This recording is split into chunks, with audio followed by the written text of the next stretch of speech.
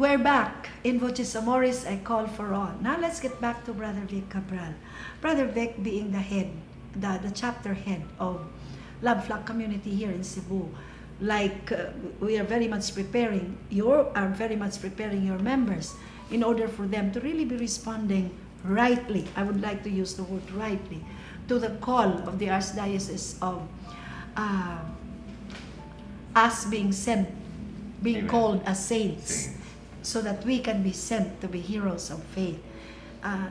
Being a hero is really very difficult. Yeah. No?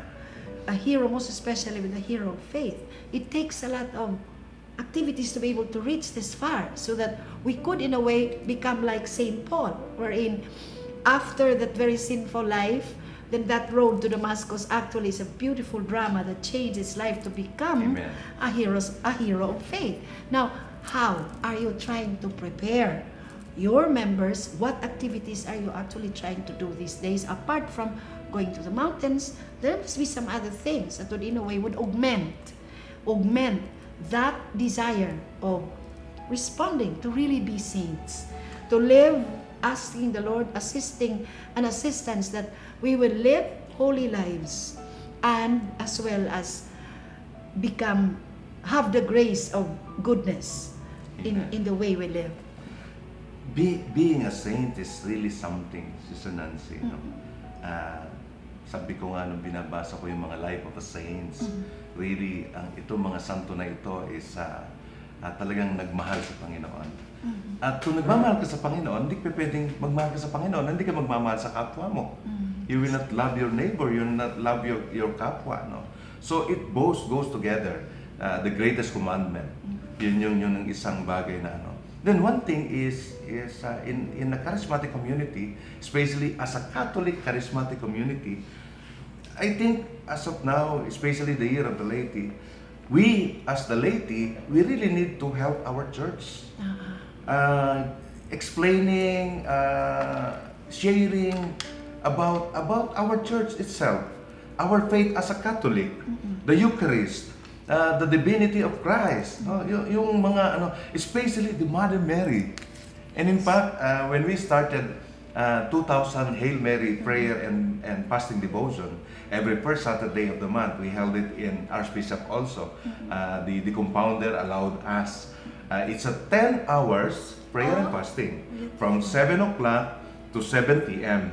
Almost 12 hours. And a lot. What time do you do that? What day do you do that? First Saturday of the month.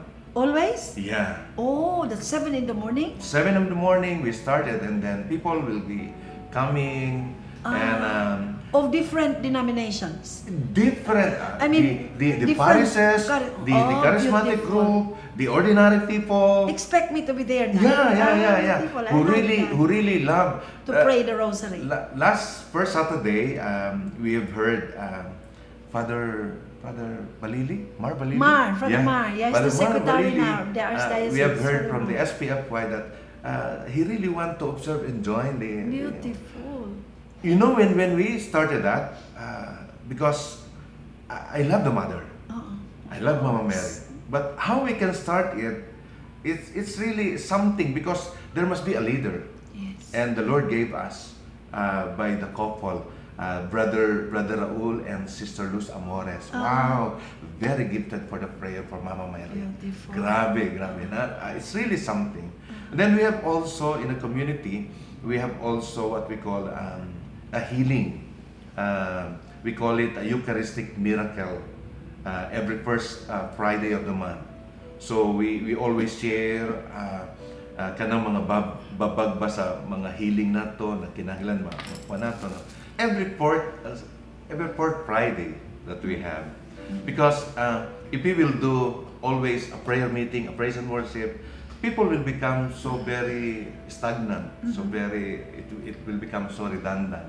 So we have a fellowship wherein everybody can share, and we see to it na if last Friday you sit here, the next Friday you sit in the other place, so that you will know other people. Not really. I have observed in so many communities. Yeah. Murag napalit na niya ang lingkuranan.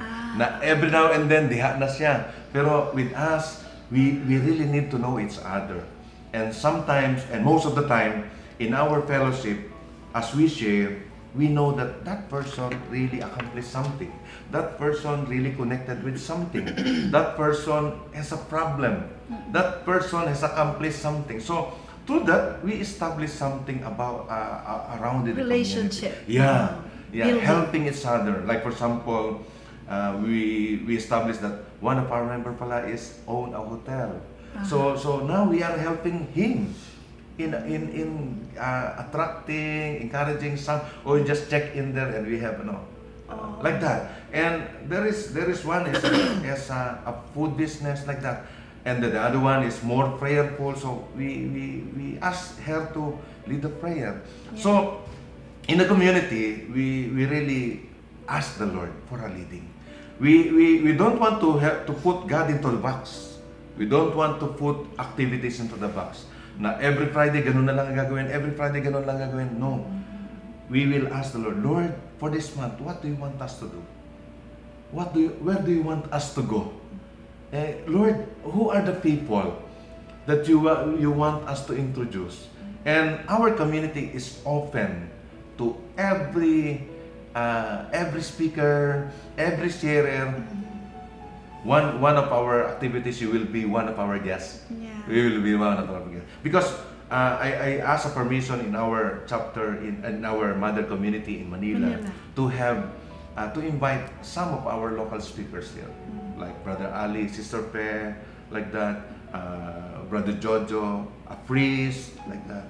So we have a series of teachings, most especially at this time, we want to focus on the teachings about the Catholic Church, the sacraments, the importance of the Mass, Beatitudes. yeah, the importance of the Beatitude, like that, and our why we have Holy Week, like that, why we have this Christmas, like that. Not really anymore on the praising na lang, like that, Yes. because yun yung isang ng ating mga pare ngayon.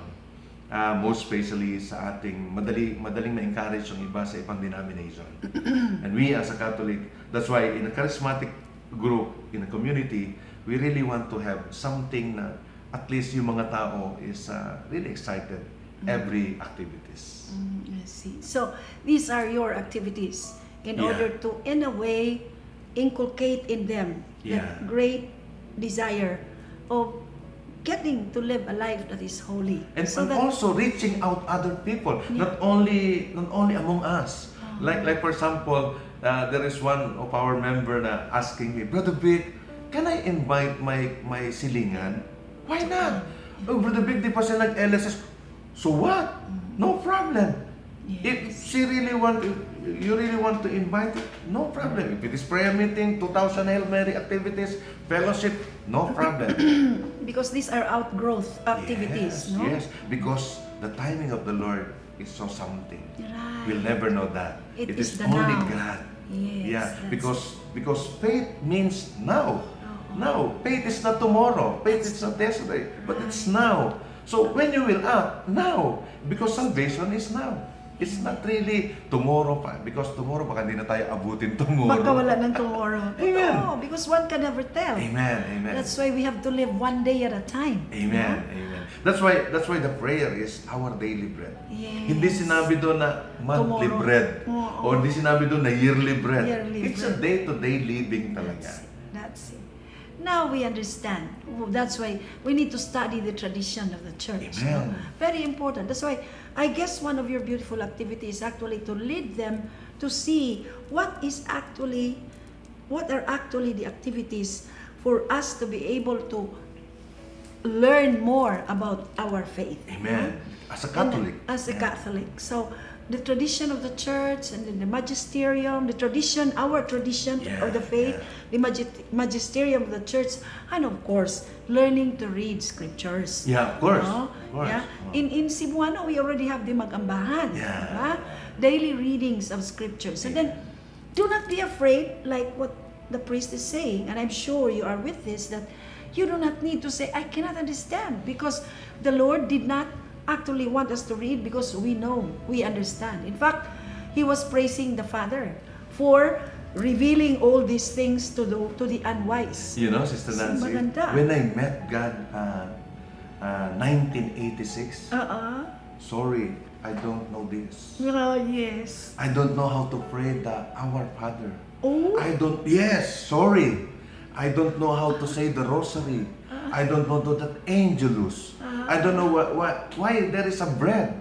Why there is a wine. the sacrament of Why there is a priest. I don't know that. See? So I thank God for this renewal. I Yeah. thank God for this something. That's why every day I'm so excited because this God is a very, I would say, a wonderful, a very Awesome magnificent God. God. That is true. Grabe talaga. Very magnificent, beneficent, everything. Amen. Yeah, Amen. it's a Amen. beautiful feeling. Kaya as a Catholic, let's go not deep, especially in reading the scripture. The more na hindi mo alam, mas the best. Kasi ang Yes. Diyos ang magbibigay sa iyo ng alam. The Spirit of God. Amen. That is true. Amen. Right. Because pag marami ka if you know so many things, marami ka ng alam, sometimes din na makapasok ang Holy That is Spirit true. sa atin. Right. Because the Holy Spirit wants to get into a mind that is Amen. simple. Amen. A mind that is humble. Amen. Beautiful talaga ang Lord, no? He really, and I think you can see that with our brother Vic Cabral here, who is actually trying to do his best to prepare the members of Love Flock Community of Cebu chapter, prepare for the call and be ready for that beautiful call of called to be saints so that you can become heroes of faith. So that's also a call for all of you there, brothers and sisters. It is very important that we have to respond to this call. You might not be able to hear the voice of the Lord anytime tonight because you might be called back home, just like the rich man. Amen. See, he wanted to build more houses, storehouses for his harvest, but yet the Lord said, "You fool, I am going to bring you back home tonight."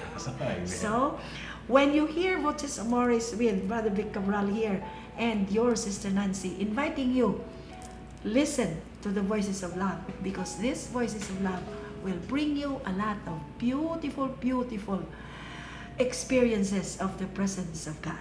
Amen. Again, we would like to pause for the lifeline of the station. We'll be back.